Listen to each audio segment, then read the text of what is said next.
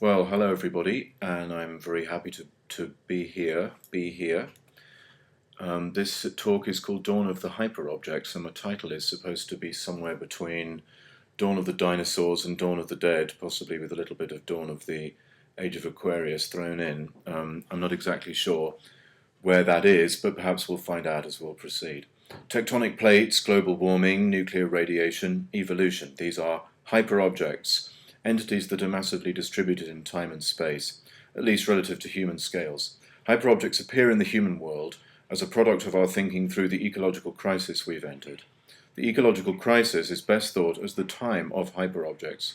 Why? Because this is the moment at which massive non-human, non-sentient entities make decisive contact with humans, ending various human concepts such as world, horizon, nature, and even environment. Art, in the time of hyperobjects, isn't simply art about hyperobjects, but art that strives to evoke hyperobjectivity in its very form. I'll try to explore some of this art in my talk. In particular, I'll show how what we thought of as postmodern art is often better thought as the first stirrings of a truly ecological art, and why irony hasn't gone anywhere in the time of hyperobjects. In fact, it's even more poignant than ever. Hyperobjects are viscous, molten, non-local, phased, and interobjective. Let's go through these properties one by one. 1. Viscosity. The more we know about them, the more we find that we are glued to them. We find ourselves unable to achieve epistemological escape velocity from their ontological density, just as we were beginning to enjoy our ironic free play. No fair! 2. Molten temporality. Salvador Dali's paintings of melting clocks, corny as it is, rather elegantly depicts how any massive object distorts space-time.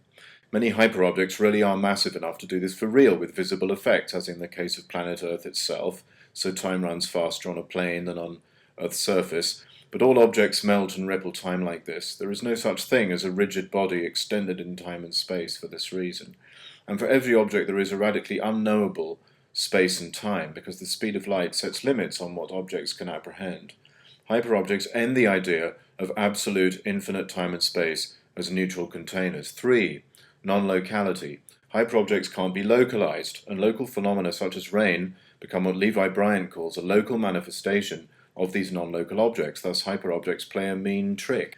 They invert what is real and what is only appearance. Thus, the wet stuff falling on my head is less real than the global warming of which it's a manifestation. This is not cool, as they say. 4. Phasing.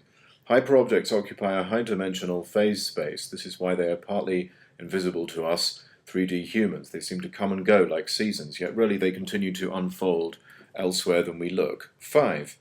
Interobjectivity. Hyperobjects are shared by numerous entities in a common sensual space. This shared space is a vast, non-local configuration space that I call the mesh. More on this in a moment. Phenomena such as human subjectivity, intersubjective phenomena that is, occupy small regions of the space of interobjectivity. We should dwell on this last one a bit because perhaps it's the most interesting for thinking about art. Every interobjective phenomenon requires 1 plus n real objects. This means that for every interobjective system, at least one real object is withdrawn. For example, consider a beat. A beat occurs when one tone is cancelled by another tone. You make a beat by cutting a continuous tone. The gap between the two is a beat. Now, every event in reality is a kind of inscription in which one object leaves its footprint in another one. Interobjective reality is just the sum total of all these footprints crisscrossing everywhere. It's non-local by definition and temporally molten. The print of a dinosaur's foot in the mud is seen as a foot-shaped hole in a rock by humans 65 million years later.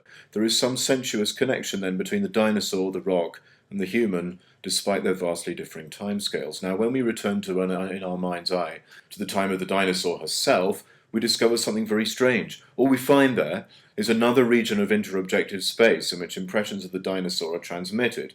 Tooth marks in some hapless prey, the frozen stare of the dinosaur as she looks at her next victim, the smooth scaly feel of her skin, more dinosaur prints even when the dinosaur is alive. Even the dinosaur doesn't know herself entirely, only in a rough translation that samples and edits her being. A mosquito or an asteroid has their own unique sample of dinosaur-ness, and these samples are not dinosaurs. Why?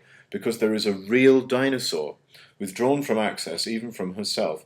Black holes are right here in magazines and on the web as JPEGs and gee-whiz pop science essays and sci-fi movies, yet they are not here evidently. But even if you could somehow climb into one with a video camera, you couldn't know the whole story about black holes. Why? Because your video of a black hole is not a black hole, because black holes are real.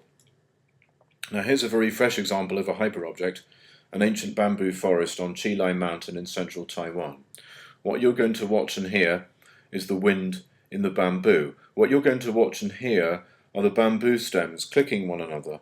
What you're going to watch and hear is a QuickTime movie which samples visual images and sound at a certain rate, translating them into a more or less perforated version of themselves. What you're going to watch and hear is my hand moving slightly as the muscles in my right forearm fail to maintain stillness. What you're going to watch are photons from the sun reflecting from quanta in the chloroplasts that make the bamboo green. What you're watching are chloroplasts, bacteria hiding from the environmental cataclysm they created, the cataclysm called oxygen 1.5 billion years ago.